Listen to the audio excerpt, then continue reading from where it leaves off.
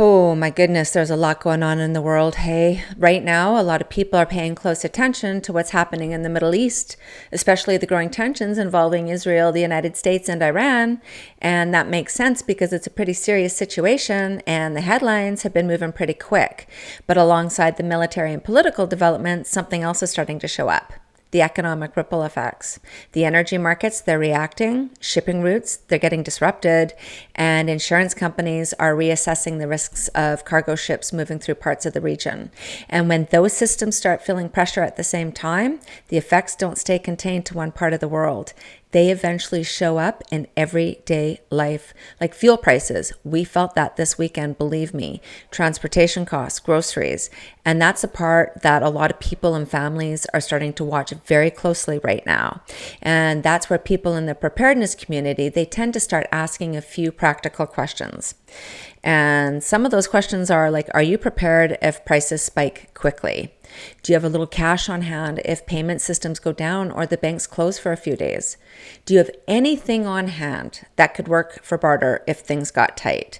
And sometimes it's not gold or silver, it's coffee, batteries, canned food, medicine, or just simple everyday supplies that people suddenly just can't find.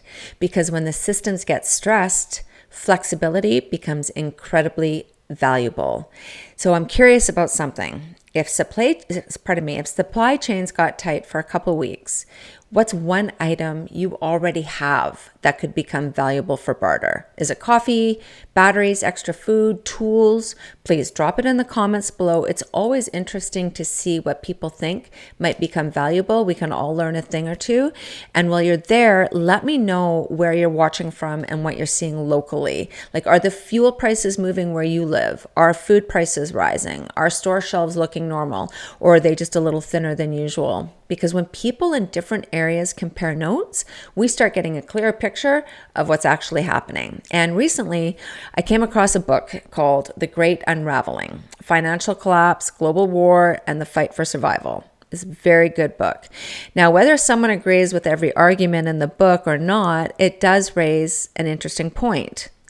It's that our modern systems are extremely interconnected.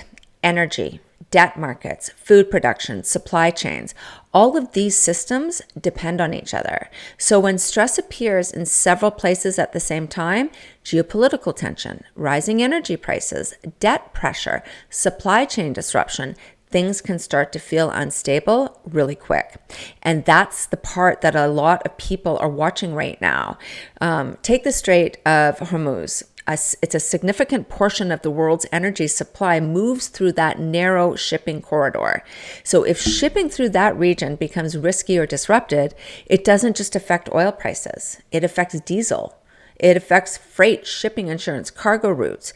And diesel is especially important because diesel moves the real economy. So it powers trucks, ships, farm equipment, construction equipment. When diesel prices rise, transportation costs rise. And eventually those costs show up in places that we all notice: the grocery bills, the fuel prices, everyday goods. And that's why many people in the preparedness community tend to look a little deeper than the headlines. They watch the systems underneath them, like the energy, shipping, supply chains, because when those systems start feeling pressure, it's often the early stages of broader economic shifts. And that's where preparedness becomes less about predicting the future and more about building resilience. Some people focus on financial resilience. Some store extra food and water. Some learn practical skills like gardening or food preservation. Others simply try to reduce dependence on fragile systems. It's 150% about having options. And one theme that comes up again and again during uncertain times is community.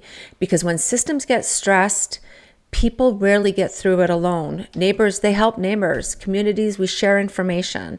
People trade skills and resources. And honestly, that's one of the biggest reasons prepping communities exists. One of the things that we're seeing inside prepping communities right now is that people are helping each other think through these exact questions. What people are stocking, what people are growing, what people are doing to reduce dependence on fragile supply chains. That kind of shared thinking becomes incredibly valuable during uncertain times. And it's simply helping each other stay ready and stay prepared.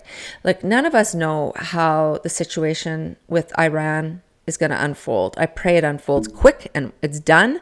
But we do know how global systems behave when energy markets, geopolitics, and supply chains start interacting. These things can change faster than people expect.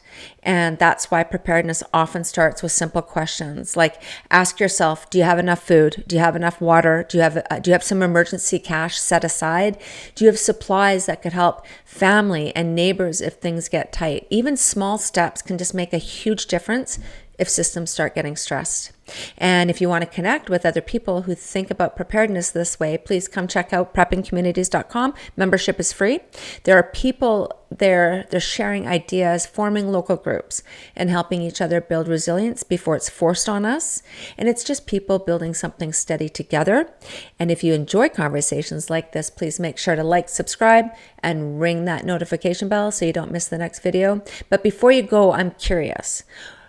With everything happening right now, the tensions with Iran, the rising prices, supply chain stress, what's one thing you've done recently to make your household just a little bit more resilient? Is your pantry storage fuller?